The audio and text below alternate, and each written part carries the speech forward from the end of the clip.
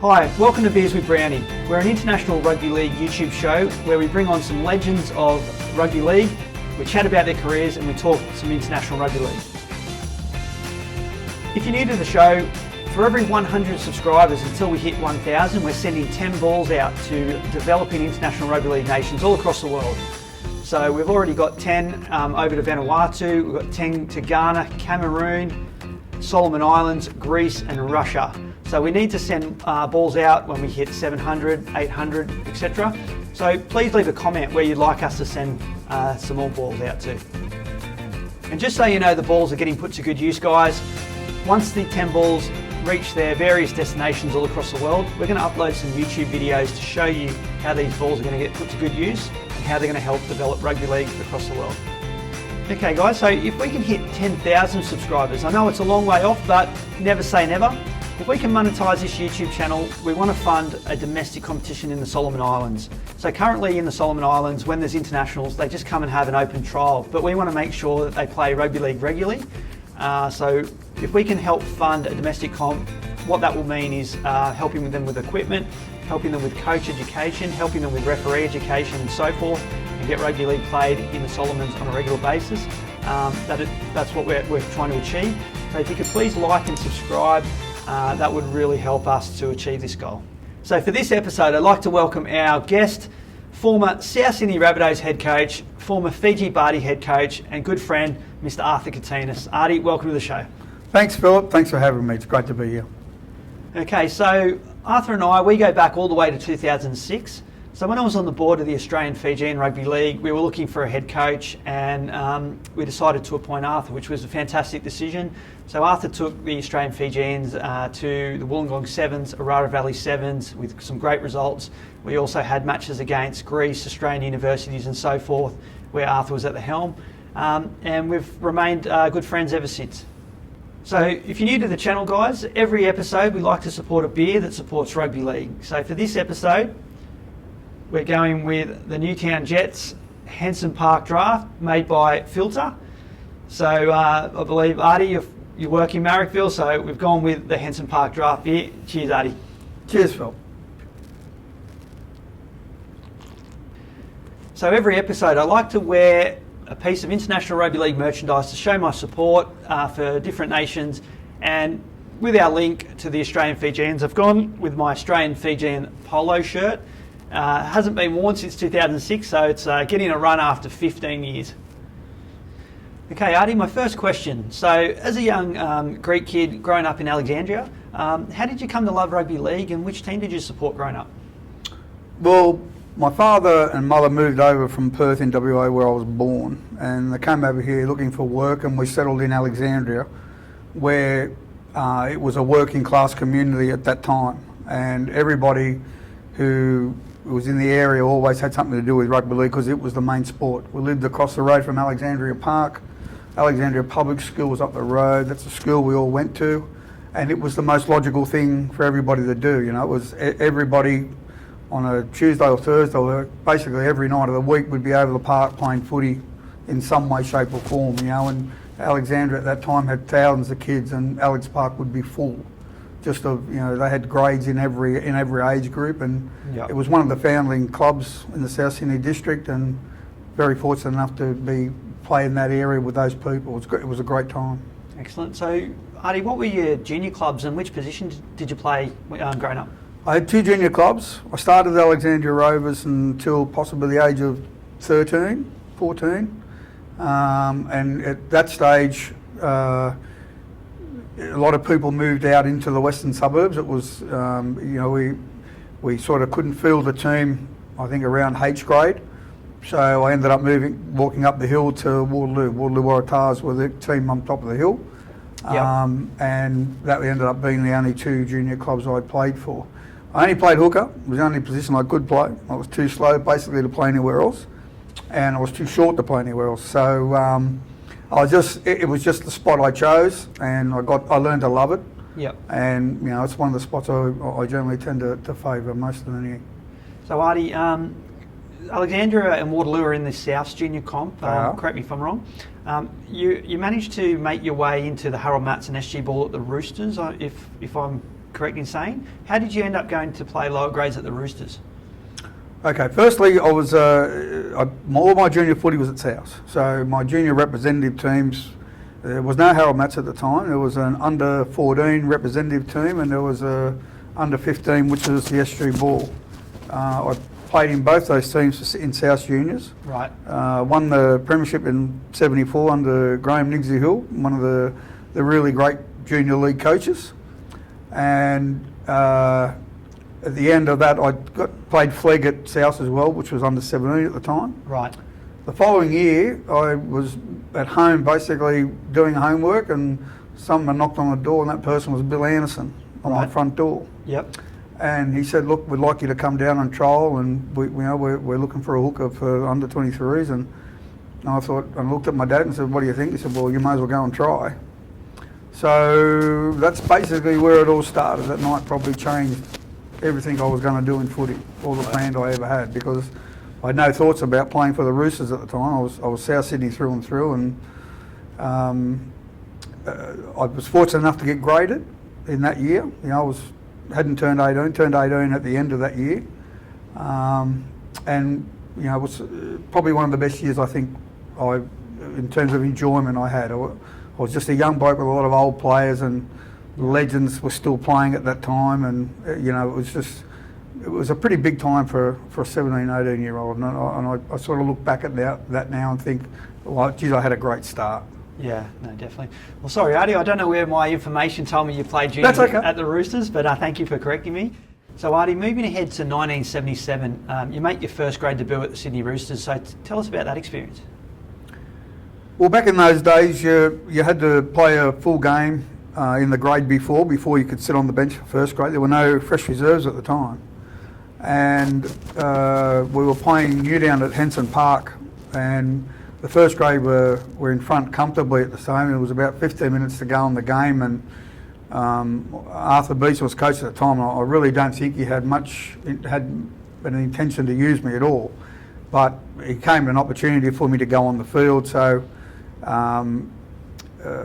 he said, "Let's put Archie on for 15 and give him a bit of a taste." So I go on the sideline, you know, and I'm looking up, and I'm looking at the team I'm going to run on for, and then I'm looking at the team we're playing, and I think, you know, I only read about these guys. It was just an amazing time to actually run on the field, and all of a sudden these people are around you. You know, it was again, something, you know, and I'm a historian of the game. I love the history of the game. Yep. So, you know, all of a sudden I'm playing with these guys, and I'm looking up, and they're all in front of me, you know, and it was a great experience. So bet that 15 minutes must have just flown by. Well, I can think that it went like a breeze. And of course we had a scrum, and I think Dougie Kemmersley was hooker for Newtown at the time, and I got what I expected, and you know, it was a big clash of heads, and I've got so I'm going, shaking my head, and I'm thinking, yep, that's how it's going to be, and you know, then away you went. Yeah. So it was, you know, it was one of those rare things that you expected to happen, and it did.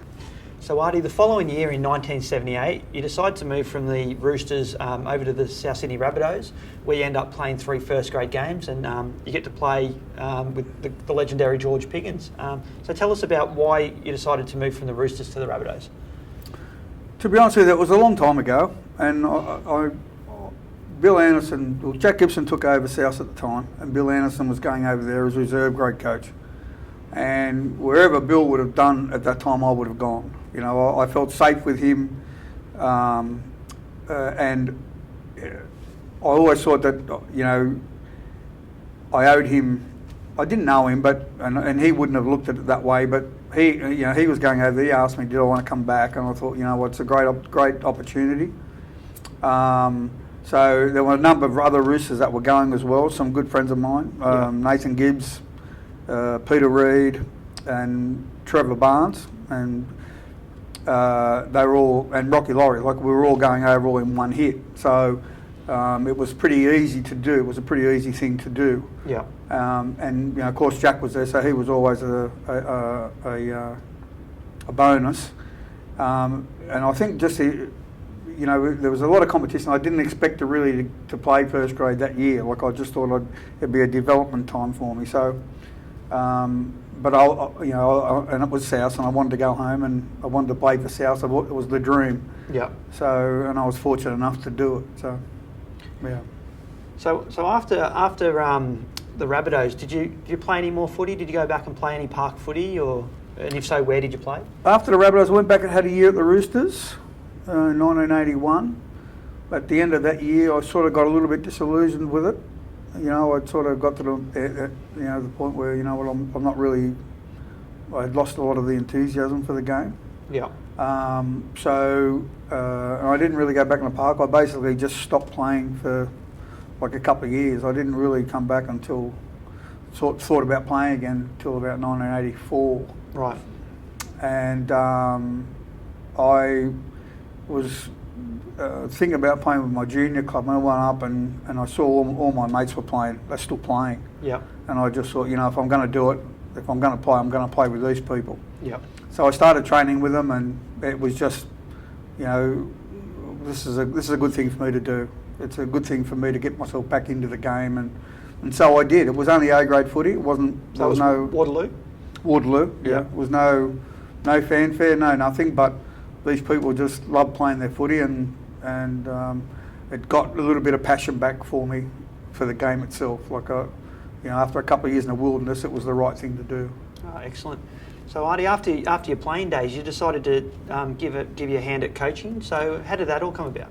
Well, I was still playing at the time, and it was 1985, and a family friend, Keith Hinton, was putting together a team for Waterloo in a lower grade, and he put them together from a couple of different clubs that were folding. The one was kids from Tempe, and there were some kids from Marrickville and all sorts of different areas.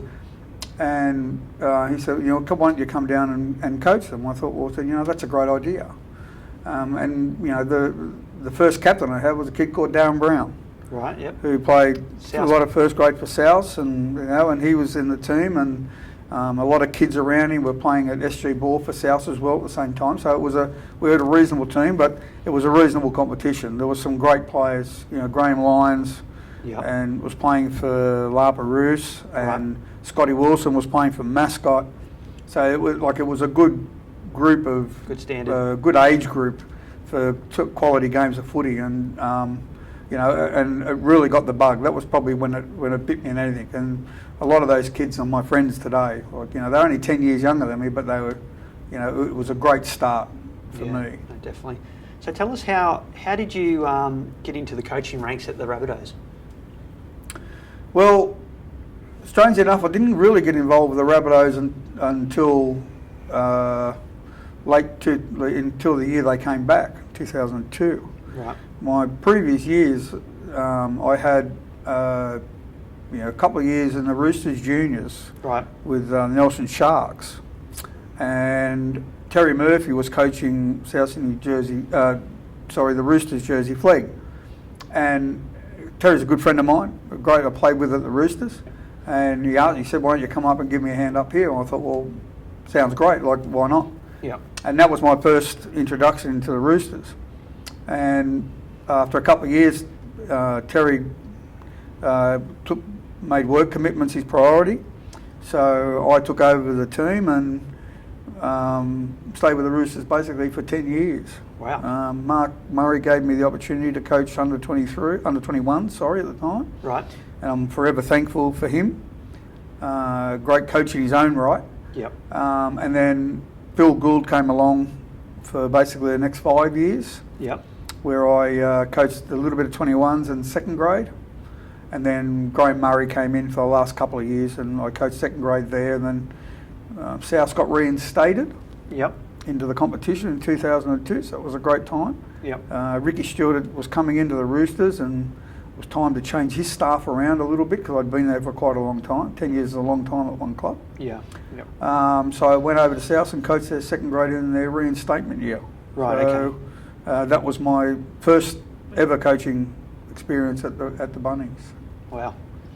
So Artie, in 2004, after being the assistant coach for the NRL team at South Sydney, you get promoted as the head coach after Paul Langmack's been asked to move on. So tell us about that year. Well, it was an interesting time.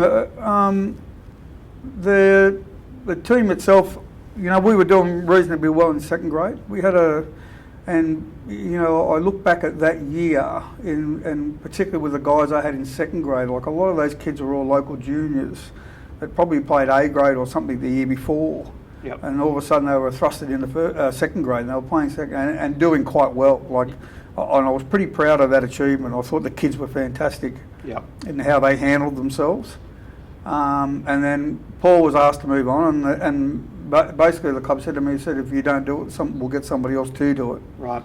So I thought, well, the opportunity's there. So I decided, well, I'll give it a shot and see what happens. We played Melbourne in our first game, so it wasn't quite that easy. But the good thing is we had the bye, so they made the decision to have to move on before the bye. So we had that weekend off. So I had basically 2 weeks to prepare for Melbourne and where I was going to go and what I was going to do. And the boys sort of got on board with it all. It wasn't any. We just sort of, the losing takes a lot out of you. It takes a lot of the happiness out of players. Yep. So we just had to bring a bit of fun back into it. Right. And maybe simplify it a little bit. So we certainly had the players to do that. And we lined up for Melbourne, and the very first night we played, we were down 16-0.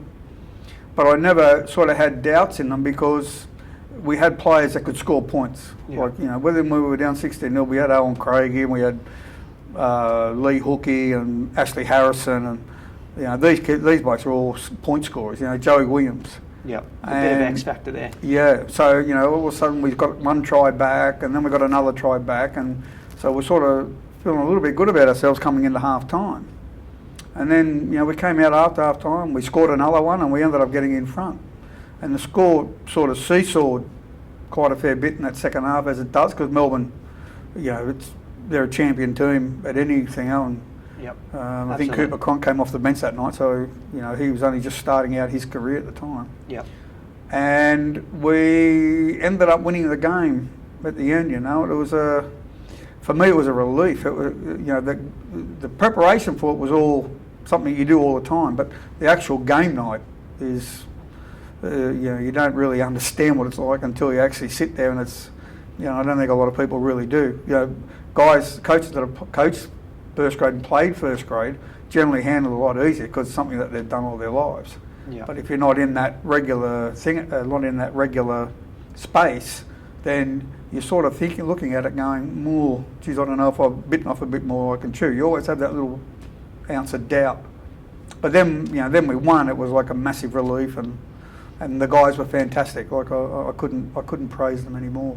Yeah, Artie. So when you took over and you got that win, and the limelight now is directed straight at you. How did that all? How did you take that? How did you cope? Well, to be honest, it was sort of business as usual anyway. And you try. The only difference is that you're answering media questions. But for me, it got to the stage where it was just like another game. Right. And you're preparing as another game. You're answering questions. There's a lot more work to do because you've got more time because it's a full-time role, and I wasn't only coaching as a second grade, I was only part-time. Yep. So all of a sudden you've got this time to sit down and actually plan things a lot better. And I found that the enjoyable part. I had a couple of great assistant coaches. Mitch Healy and Brendan Hurst were both outstanding people. Yep. And even though Paul had gone, they were good friends with Paul. They came on board and just said, well, this is where we are, this is what we've got to do. So I couldn't thank them enough for what they did. Yep.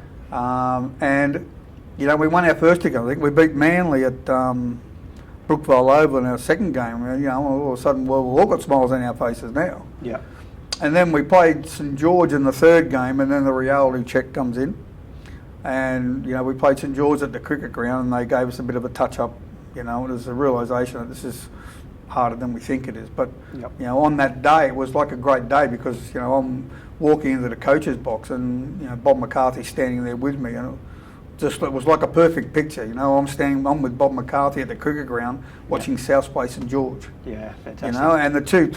And the two teams came out together like they did in the old days, and and it was just, well, that's a special moment. They were just special moments that I won't forget. Excellent. So Artie, was being an NRL head coach everything you thought it would be, and more? And more, yeah, and more. I guess you do sort of get used to it after a while. You get used to the pressure, and you get used to saying, well, you know, it's just another game here, and I've got it, and you focus on it just as it's another game. The media and that, like, you don't generally tend not to read the papers because you're always going to, someone's always going to bag you no matter what you do. Yeah. Yeah. And you generally tend not to read the papers, and and I learnt as a coach that you block everything out. You know, nothing. You want your players to do the same thing on the field. So you can't come in with that baggage of what's happening outside the game and expect your players to do the same thing. Yeah. So you block it out as well as you want them to do it. So it became pretty much easy after a while. You sort of get the hang of it all, and you know, the players were great too. And you know, even though we had our ups and downs, and we had a couple of big losses, and we had a couple of close games, and you know, but we were competitive all the way through it. At the end, we sort of got some injuries, and we had to put some young kids in. You know, we gave a chance to put Johnny Sutton in to play his first grade game. You know, and we all know what happened with his career. And history tells you that, you know, Johnny went on to have a great career at the club, which is for me is a bonus to it all. Excellent.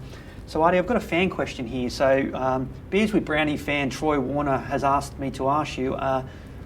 You got to coach the larrikin Brian Fletcher. So what was it like? What was it like coaching Fletch?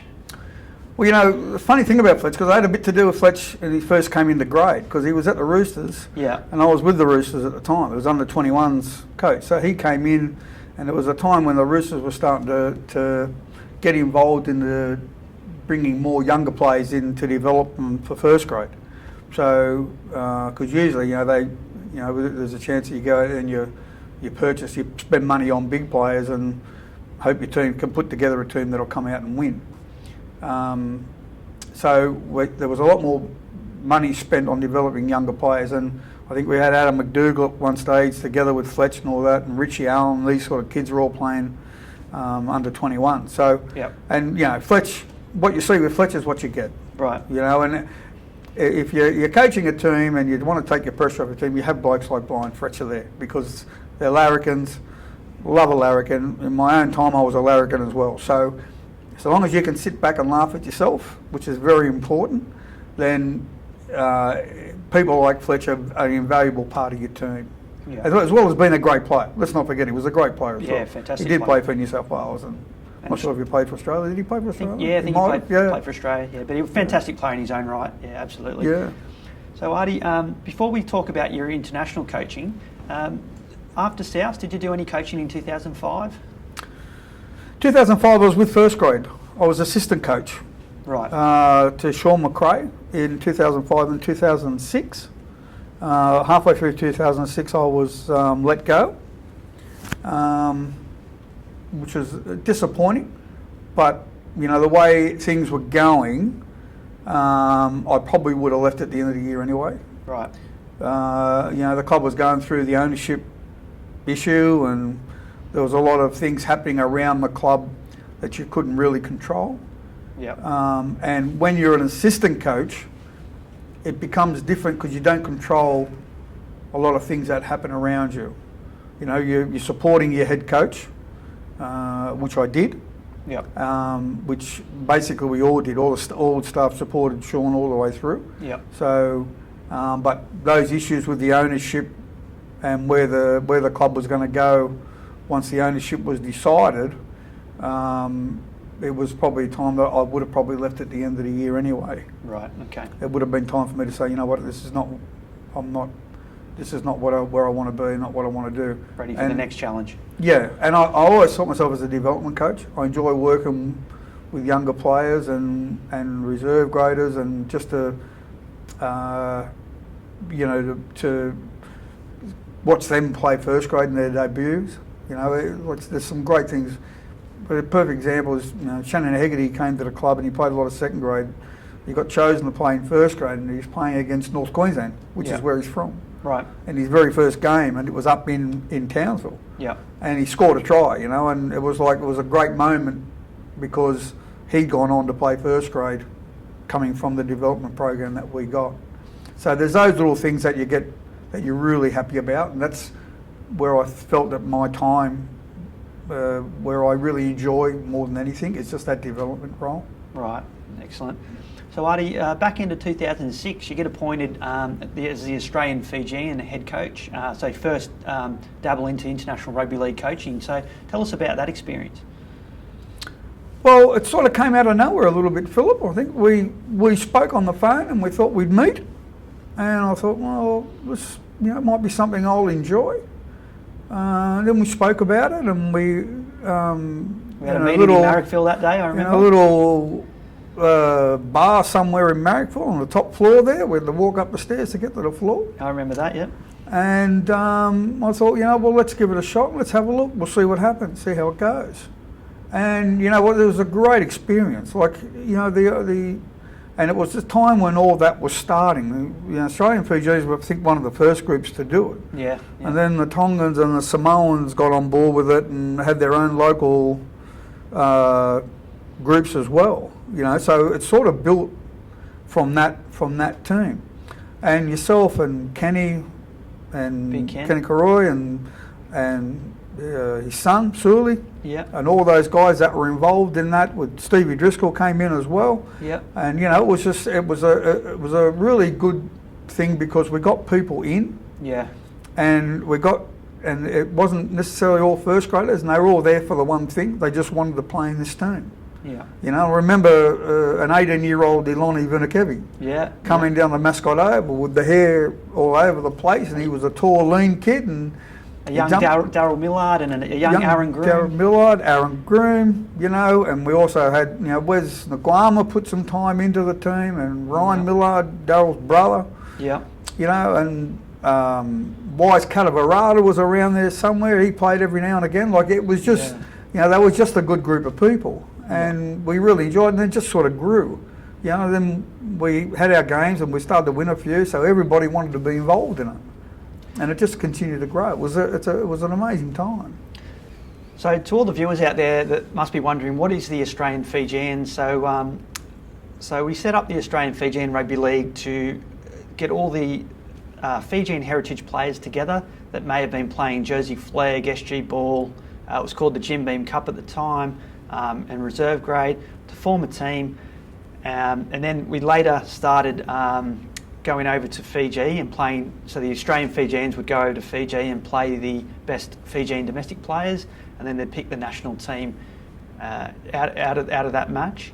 And the reason why I wanted to be the founder of the Australian Fijians and get it off the ground was, whenever I used to watch the World Sevens, there was a lot of Fijians that were playing lower grades that were really good players that were out of sight, out of mind. So I wanted to get these guys in the spotlight to get picked for the national team. And so just to the viewers that were wondering what the Australian Fijians were, there you go. So Artie, after being appointed coach of the Australian Fijian Rugby League, you do a really great job, and then you get promoted to the Fiji Bati head coach. So what was your first reaction when you got appointed? Well, it wasn't a straightforward thing at the time. The Fijians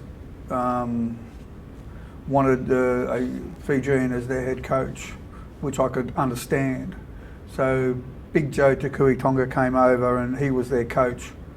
And at that stage, Joe wasn't quite, the coaching in Australia was much more sophisticated than anything Joe was bringing to the table. And that's no criticism on Joe. Joe's a great man. He's one of the great leaders of the Fijian Rugby League, but at the time he probably wasn't up to speed with things that were happening in Australia.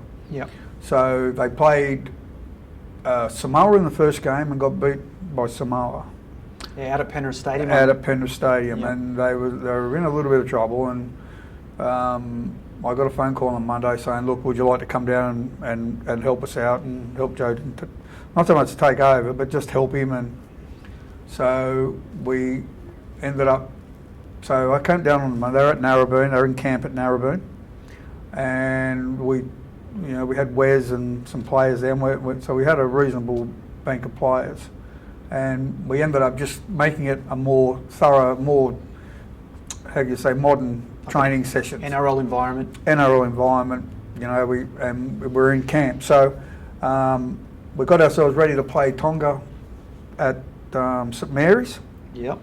And remember it well, it was a midweek, it was like a Wednesday night. It was a Wednesday night, and we ended up winning the game 30-28. And, you know, on the back of, tries were the same, on the back of Wes Nguama's goal kicking. Like, Wes couldn't miss, like, you know, and he kicked 2 or 3 goals from the sideline, and, you know, was outstanding that night.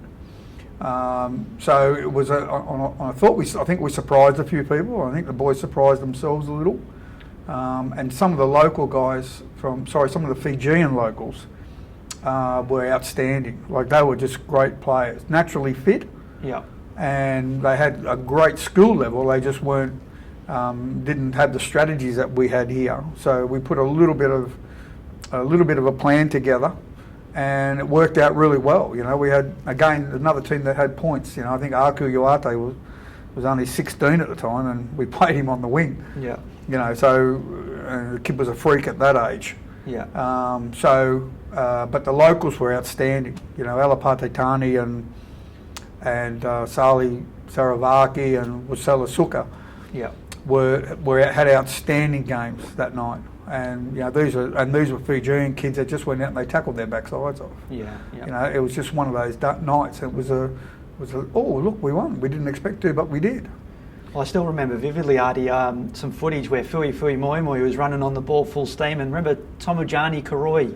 Tomujani. And he ran straight at him, and he put him down. And yeah, it was just, like, as you say, Fiji weren't expected to win because I just remember Tonga were a star-studded lineup with a lot of NRL players. Like, as I mentioned, Fui Moi Moi, I think Faleti Mateo and the Paya brothers. Yeah, the Paya brothers played. Yeah, they were a pretty good team. And I think they were a little bit surprised by the resistance that the boys gave them. Whereas Fiji was mainly, the majority were Fijian domestic players, where Tonga were all Australian-based professional players. Yes. So it was amazing achievement to win that game. We had a sprinkling of Sydney-based players. You know, Wes obviously was one, Wise Katavarata. Was it James Langaloa play that day? James Langaloa, and, you know, Aku was having his first game, but the rest of them basically came from Fiji itself. Yeah. But they were very receptive to everything. You know, one thing they did do was learn, and they were eager to learn. And I just thought, you know, it was just one of those memorable wins, but it didn't put us into the World Cup. Tonga still had to beat Samoa, which was in England. Played it in England. Yeah, in Leeds, I remember that. Yeah. Yeah, and Tonga beat Samoa for us, so we ended up getting in, and it was a pretty memorable day. I thought. At the time. No, absolutely. I think it was Tonga didn't expect Fiji to come out and play so well. Still had to beat the Cook Islands. Like, we beat the Cook Islands the following week. I think, I'm not quite sure if that was at St Mary's or not, but we beat the Cook Island the following week, and I think that night again, you know, we talk about Aku Uate. He scored 3 tries that night. You know, he was played in the centres, and he was 16 years old. Wow. You know, he was just one of those freakish kids. So, Artie, in 2007, I remember we did a high performance camp in Suva before we were due to play the junior Kangaroos at the National Stadium in Suva, and then we flew out to Tonga to play Tonga. So, what were your thoughts on how the World Cup preparations were going at that point in time? I thought everything was going pretty well, you know, considering we didn't have any of the Australian-based players, and we weren't really sure what Australian-based players wanted to play. So, you know, I think at that time one of the questions I had to fill there was whether Petro was going to play for us or not. And I said, well, you know, I know Petro is going to be involved with the Australian team, so I'm not quite sure whether he'll come back and play with Fiji at this time. And Lottie Takiri, was he? Lottie had played for Fiji beforehand in a different competition. The other kid we were looking at was Semi Tajalala, who was at Melbourne at the time, the winger for Melbourne. Yep. And he was with us in the camp, but didn't play. I don't know whether he was injured or whether he couldn't play or something. There was the reason why he didn't play. Yeah. But he was invaluable in that camp. Like him, you know, we had Jimmy Pickering, Mark Bevan, who was one of the leading physios. was our physio for the 3 weeks that we were there. Remember Jimmy Storer? I flew over with Jimmy Storer. Jimmy Storer played. Yeah. I don't know. I don't think Wes came. Nagaima came on that tour. I'm not quite sure. I don't think he did. Yeah, I don't think he did. But again, a lot of them were the local Fijians. So and they're only learning. You know, the big thing about it was that fitness was never an issue. They were just naturally fit, like they could run forever. So, and they loved the physical contact. They just didn't have any sort of technique to do it. So, you know, we worked on a lot of techniques. We taught them a couple of simple strategies to play, and you know, they picked it up, and we just got better at doing what we were doing. We played the junior Kangaroos, and I thought we were outstanding. Like, it was a great game. In the end, Timmy Moulton was 5'8", kicked a goal towards the end of the game that won the junior Kangaroos the game. But it was a great, you know, it was a great start, because it was a good starting point for these people to understand what we need to do and where we need to go. It was 12-10 from memory, wasn't it? 12-10, yeah. So, and that was at the National Stadium in Fiji. So I think Timmy Manor was also in the team as well. So I'm not quite sure how many other boys were there, but they were a pretty reasonable team. A lot of them went on to play first grade. So, and then we went to Tonga and we had a game in Tonga. We had a lot of issues in Tonga, and in terms of accommodation, a lot of people got ill at the time, and you know, it wasn't ideal when we got there. You know, without going too deep into it, so much so that when, you know, the Tongans were doing their version of the haka in the game, halfway through their haka, Wise Katabarata, who, if anyone was going to do something that was going to cause an international incident, it was going to be Wise. So Wise has decided, well, we're going to do ours while they're halfway through theirs. Right. So away he went, you know, and there's a lot of Fijians that live in Tonga, you know, and the Fijian women were fantastic to us in terms of taking care of the players and giving them food and all that sort of stuff, because, you know, a lot of it wasn't there. And Wise has decided he's going to do the Fijian version of the haka in the middle of it, and it was the Fijian people just went crazy in the crowd. You know, it was just, and I'm thinking, what are you doing? You're supposed to wait. But if anyone was going to do it, it was going to be Wise. So, and we ended up losing that game 14-12. It was a pretty tight game. Yep. But it was a valuable experience.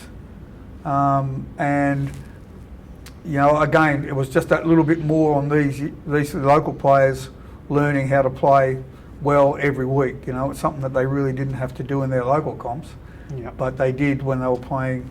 And they were an international, you know, it's an international team. We had to sort of reinforce to them, boys, you're not playing for this is an international game. You know, that's why it's so important. Yeah.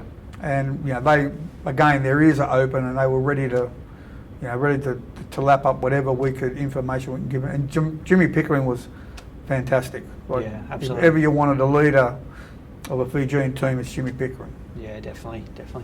So Artie, I think it was end of 2007, or it might have even been the start of 2008. So we're talking maybe 10 or 11 months out from the World Cup, or if that. And we all got controversially dumped from the team, all the off-field staff like myself and the coaching staff like yourself. But we won't go too much into that, will we? No, not much point. It's like water under the bridge now. And, you know, once those sort of things happen, you know, I don't, you know, even when things happen at South, you know, I always find it better not to talk about it. Just, it happened. It's not, you know, you don't want to, there's no point whinging to anyone, you know, about it. It happened. It was disappointing. You know, anytime you lose a job or you get sacked from a job, it's disappointing. But in rugby league, you don't rarely do you leave a job without getting sacked. Yeah. You know what I mean? So it's sort of, that's what it is. That's the business. But it was disappointing, and to see them do so well, you know, and Jared Hayne came in and played, and the Sims brothers, and like all of a sudden they had all these NRL players, and it was like, geez, I wish we had them, you know, when we were playing these other games. But, you know, it's you know, that's all hindsight. But they chose to play for Fiji, which was great as well. Like, and it really gave the nation a boost. Yeah. And the thing about Fijians is that they're not so much they're religious, but they're very passionate about their religion. Yeah. And when they sing, it basically tingles your spine. Like it's we went to a church during the camp. We went to a church, and they were having singing competitions.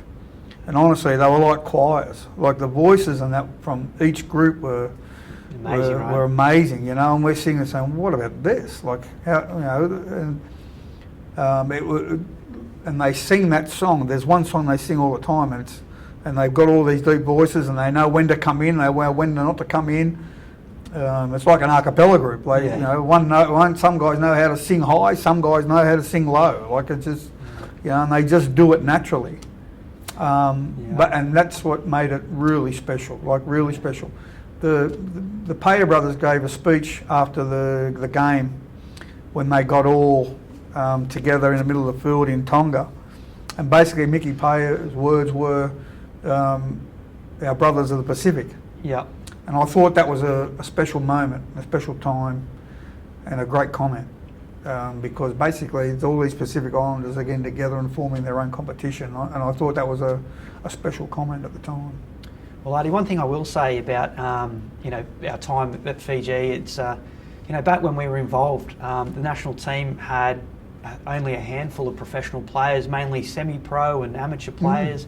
The guys back in Fiji, they didn't get paid to play; they were just amateur players. And you look how far it's come. So 2008 to 2021, where if there was a Fiji national team picked today, every single player would be a full-time professional. So, absolutely. So it's great to see how far they've come in their development. It's fantastic. And how great are the players that play? Like some of them are just outstanding. Like I think the Roosters have picked up one of the young boys from the Kaviti team. One of the fullbacks. One of the fullbacks. Yeah. So and look, there's talent everywhere there. Like if you're prepared to spend the time and go over there and actually watch, you'll see kids everywhere there that all can play. Yeah, definitely. And it's just a natural gift. A bit like our Indigenous people, like they're just naturally talented. Absolutely. Yeah. So Artie, after the Fiji Bati head coaching role, your next coaching gig was the Balmain Tigers head coach, so the feeder club to the West Tigers. So how did that all come about, and was there any players that you coached that became household names? Well, I got a phone call from Warren McDonald and said, look, what are you doing? I said, not a lot. And he said, well, why don't you come over and coach our reserve grade team? And I thought, that's something different, because, other than the Roosters and South, the only two clubs I've really been at, this was something a little bit different. And every club has its own personality, and the Tigers were a lot different to the Roosters and a lot different to South in terms of their setup and people. Yep. So it was an interesting learning experience for me. It's something I hadn't done before. I had a great time with some great players. Of course, Tim Sheens and Royce Ailiff were part of the first grade coaching staff, so it was always good to bounce stuff off them. Yep. Some of the players, some great players. Ryan O'Hara, who was an Origin, played Origin for the Canberra Raiders. Tavita Matuisella, who played a little bit of first grade from Melbourne Storm. From Storm, but he's also at the Roosters. Stewie Flanagan, Timmy Moulton. Like there were quite a few kids kicked on to come through, and it was a good development process for it as well. And I enjoyed it immensely. It was different, but it was only a 12-month gig, so. Yeah. I just thought, I've learned a little bit here, how clubs have different vibe about them, and the Tigers are one of those clubs. So Artie, I've got another fan question. So Beers with Brownie fan Stuart McLennan wanted me to ask you, so when you were in charge of the Balmain Tigers, Tim Sheens brought out a Russian called Roman Chinikov, who's actually the current Russian national head coach. So what was it like having Roman on board in the squad? He came as a little bit of novelty at first. Because the English was fairly broken. Well, I wouldn't say broken, it was probably smashed more than a word. So he didn't really understand a lot of what we were talking about. And, right. And I think he only stayed for a couple of weeks. Right. But in that time, like we put him on in one game and he just went bang, bang, bang and hit hit 3 or 4 people, and it was like, oh, what have we got here?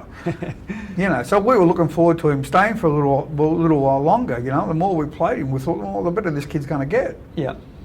And in the end, we sort of waiting for him to come and train, and he'd end up going home. So Right. I don't know whether it was just a 2-week stay Maybe homesickness. or homesickness. He went home, but I was a little bit fortunate because I did a bit of that at the Roosters. You know, the Roosters, we had Raymond Carl from Papua New Guinea. Yep. The boys called him Raymond J. Right. And he was a big hitter too. Like he Yeah. just, I remember him. Yeah. the New Guineans love their contact, Yeah. and he was great. And the American kids from university came over in the mid-90s and played at the Roosters, and Oh wow. you know, they were NFL players that played college footy, Yeah. and they came here and were keen to learn everything. Like, again, naturally talented people, but Yeah. didn't have a clue about the strategies and the structure of the game. Yeah. But you know, you'd see them because they were playing second grade because they were older, but they would come down to training, and when we would finish, they'd do extras with us. Right. Wow. Just to try to learn the game and pick things up. It was an incredible learning experience from those guys, and just their attitudes and how they thought about their footy. Yeah. You know, in their words, you know, we shape our football around our life, where in America they shape their life around their football. Right. You know what I mean? So there was a difference, he said, and that was the biggest thing I learnt from those guys. Like, it was, you learn a lot from other people. But Roman had a great personality, and the boys loved him. Like they just thought, you know, how good is this? Like, it was just and we learnt from him in terms of, you know, someone's come from Russia and we don't know anyone from Russia, and all of a sudden we're learning about Russia. Yeah. No. Awesome. Awesome. So yeah. So Artie, after the Balmain Tigers, you become a coaching consultant at the New Zealand Warriors under Coach Ivan Cleary. So tell us about that experience.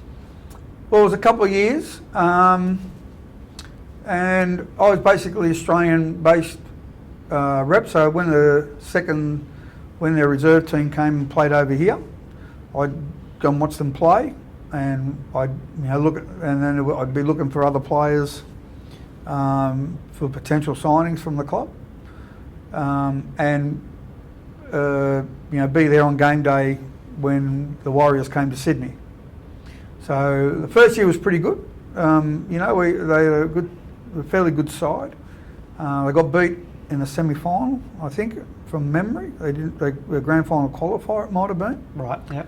And so the first year was great, but during that off season, they lost Sonny Fye. Yes. And for me, and just looking at the body language of some of the younger players, because it was a very young club. Benny Madalino and all those kids were coming through, and it knocked them around a lot. So the second year they sort of lost a little bit of their momentum that they gained. You know, Sonny was not only a great person but a great player. Yeah. And he turned into one of the league's premier centres at the time. Yeah.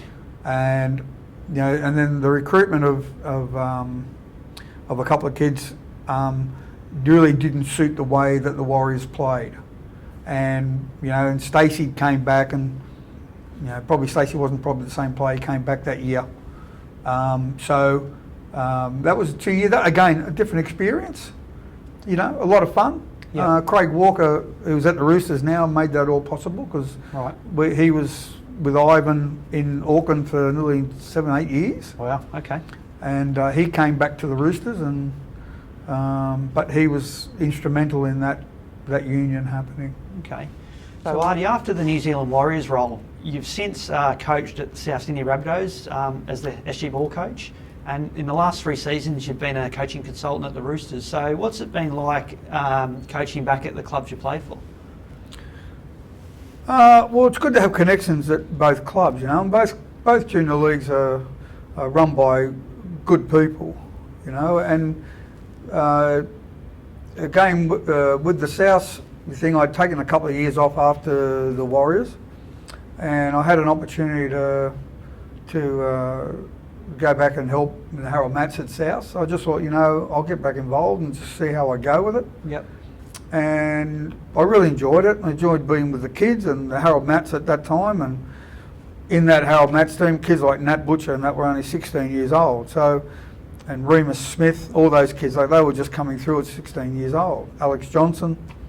Cam Murray was with that era as well, or no? No, Cam Murray was a couple of years younger. Right, okay. So Cam Murray was still maybe in the 13 development squad at that time. Gotcha. But you know, Josh Adokar, all those kids were coming through. Sifa Talakai. So a lot of them were all playing first grade now. Adam Fanil Blake. Wow. So a lot of those kids are all playing first grade now. So it was just a great opportunity to you know, just watch the kids play. We had a reasonably successful year. I think we got beaten in the semi-finals. Right, okay. But again, you know, winning those competitions is a bonus. It's more about development and making players better. Yeah. You know, and Phil Gould taught me that more than anything. That let's not worry about the results will come, but we want you to get better as players. Yep. Because the ultimate goal is to win first grade. Yep. You know, a perfect example of that is South in the 1 year in the SG Ball played the Balmain Tigers, you know, and South had Alex Johnson, Dylan Walker. Balmain had Moses, Mitchell Moses. Yep. And Balmain won the game. I'm not quite sure if they ended up winning the competition, but in that process, Dylan Walker and these other kids have helped South win a first grade competition. Yeah, absolutely. So that's the end result. They're the result. That's the result that you're looking for. Yeah. That's how I look at, you know, the junior representative teams.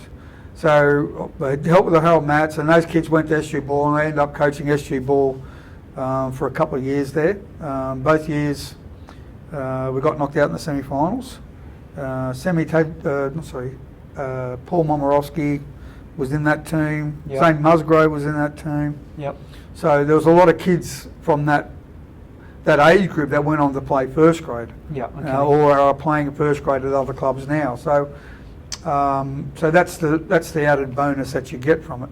Okay. And then I got an opportunity to go back to the Roosters, you know, and I just thought, you know, why not? And Craig Walk was still there. He said, why don't you come back and give us a hand? So I did a year at SG Ball there, you know, and through that year, Victor Radley came along and Wow. Lockie Lamb came along. There's a couple of other kids now playing at different clubs. Yep. Young Watiri Pompey, who's with the Warriors, was Yep. also in that team. Okay. Jackson Fry was also in the team. Those two kids are with the Warriors now. So, you know, that was, and again, semi-final. We got beaten in the semi-finals, but, you know, Victor Radley and Lockie Lamb, those kids go on to play first grade, and Victor helps them win a premiership. So you can't, no, that's the end result that you're really looking for at the end. And I've been at the Roosters probably ever since. Okay. So I do a consultancy role with the Harold Matts now. There's a lot more involved now with them because it's a 17s competition. So they're bringing in a lot more players from outside the area as well as a number of local kids. There's a couple of, you know, some outstanding local kids that are going to go in with that. The kids that come from outside, and that's generally how a club builds. You know, I look at how South won their premiership. You know, South always do well on the back of a good crop of juniors. Yeah. Okay. Yep. All right. So Cam Murray comes through, Keon Kilamatongi comes through, Campbell Graham, Alex Johnson, Adam Reynolds. Like these are all South kids. Yep. And you mix them in with a couple of great players from another club, and all of a sudden you've got a premiership contender. Yeah. Yeah. That's how South have always been built. You know, even you go back to the 60s, late 60s, Ron Coote, Gary Stevens, Bob McCarthy are all local juniors, but then you had John O'Neill, John Sattler. You know, and all of a sudden you've got Eric Sims is a local junior, like a lot of local juniors, Ray Brannigan, and all of a sudden you had a couple of outsiders, and also you've got a great team. Yeah, definitely. So that's how your spirit is basically built. So Artie, after dabble into international rugby league, so firstly you're a proud Greek Australian. Absolutely. Would you ever consider coaching either the Greek national team or the Greek women's national team down the track? It'd be a good fun. It'd be a great experience. My Greek's not great, I've got to tell you. But Steve Georgiades is doing a great job with all that. You qualified for the World Cup. They've qualified for the World Cup. They've got some great young kids coming through. They've got a competition going in Greece at the moment, with some teams on the mainland and some teams. I think there's a team in Rhodes. Yeah. So that's building nicely there. Yep. As is the competitions in Europe. There's some. I'm friends with a gentleman called Colin Klewig who runs Red Star Belgrade, who have a rugby league team there. And he's part of that Serbian team, and he runs that from WA. Yeah. Okay. And that's building nicely. Like all those little countries there are building. It's all grassroots stuff, but it's an exciting time because it's you're building the game in Europe.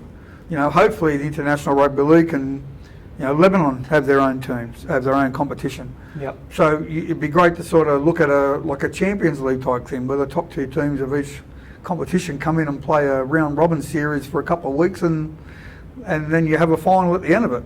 Something like that would be a bonus, and then all of a sudden you're going to get these people who want to come and play the game. Because Europe's just that untapped market. We've got so many untapped markets where people would love the game. Greeks have always been. We settled in this country a long time ago, and we've become. The Aussie-Greek relationship is a strong one. Always has been. Yeah. And an example is my father's island of Limnos was where the Anzacs basically learnt their trade before they went to Turkey, because Turkey's across the border. Yeah, sure. So that's part of that history. So it's and the main reason why my father chose this country to come to. So and I'm blessed that he made that choice. Okay. No, cheers, Artie. Thanks for sharing. So my last question. So you mentioned earlier that you are Perth-born. Yep. So there's talk that the 18th NRL franchise could potentially be a Perth team. So if a coaching opportunity arose in this Perth franchise, would you consider moving over there? Or as much as you'd love to do it, and I think Perth are ready, like with so many Eastern States people and Pacific Island people now moving over there to work. Obviously, a lot of them work in the mining industry, and a lot of Fijians are over there as well. And I just think they're ready to put that together now. They're a bigger city. There's more business there. Sponsorships, I'm sure they can organise their own sponsorships, even though Aussie rules is the dominant sport. Rugby hasn't been able to set a foothold in there like they probably thought they would. Yeah. And I just think with the right sort of marketing, that I think Perth are right to be that next team. I don't know whether you maybe connect the North Sydney Bears. It'd be great to have the Bears back in some way, shape or form. The Perth Bears, maybe. Yeah. As an historian, I'd love to have the Bears back in the competition in some way, shape or form. Well, Artie, it was a pleasure working with you under the Fiji setup. You've been a friend ever since, and it's been an absolute pleasure having you on the show today. Thanks for your time, Artie. Cheers. Pleasure, Philip. Thanks for having me. Cheers, mate.